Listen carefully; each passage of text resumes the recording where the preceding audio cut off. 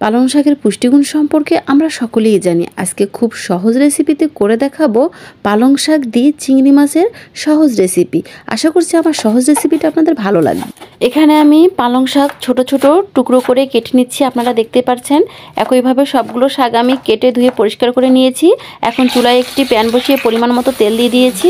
এখন অ্যাড করে দিলাম হাফ কাপ পেঁয়াজ কুচি, দিয়ে দিলাম 5-6টা মরিচ ফালি করে, আর দিয়ে দিলাম কয়েকটা রসুন ফালি করে। এগুলো আমি এখন একটু ভেজে নেব। ভেজে নেওয়া হয়ে গেলে এ পর্যায়ে অ্যাড করে দিব পরিমাণ মতো হলুদ, আর দিয়ে দিব হাফ চামচ মরিচের গুঁড়ো, দিয়ে আবারও একটু ভালোভাবে ভেজে নিব। আগে থেকে চিংড়িটা আমি পরিষ্কার করে রেখেছিলাম, এটা এখন দিয়ে দিলাম। দিয়ে এটা একটু সময় নিয়ে চিংড়ি মাছটা ভালো করে ভেজে নিতে হবে। আপনারা দেখতেই পাচ্ছেন চিংড়ি মাছটা অবশ্যই একটু সময় নিয়ে ভেজে নিতে হবে। আপনারা দেখতে পাচ্ছেন চিংড়ি মাছটার কালার যখন এরকম লাল হয়ে যাবে, তখন এ পর্যায়ে আমি অ্যাড করে দিব আগে থেকে কেটে রাখা শাকটা দিয়ে দিব। আপনারা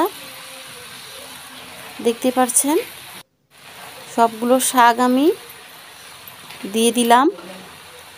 এ পর্যায়ে পরিমাণ মতো দিয়ে দিব লবণ, আর দিয়ে দিলাম হাফ চামচ জিরের গুঁড়ো। এ পর্যায়ে আমি ভালোভাবে চিংড়িটার সঙ্গে শাকটা ভালোভাবে নেড়ে দিব। আপনারা দেখতেই পাচ্ছেন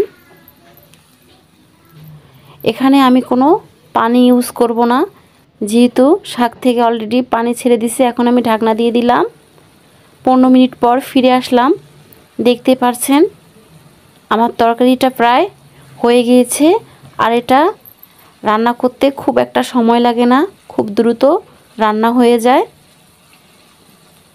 এই তো আমার রান্না হয়ে গিয়েছে। এখন দিয়ে দিলাম 3-4টা কাঁচামরিচ, দিয়ে আবার একটু নাড়িয়ে দিব। তো গাইস, রেডি হয়ে গেল সুস্বাদু ও মজাদার খুব সহজেই আমার পালং চিংড়ি। আশা করছি আমার এই সহজ রেসিপিটা আপনাদের ভালো লেগেছে। ভালো লাগলে লাইক, কমেন্ট, শেয়ার করে পাশে থাকবেন। আল্লাহ হাফেজ।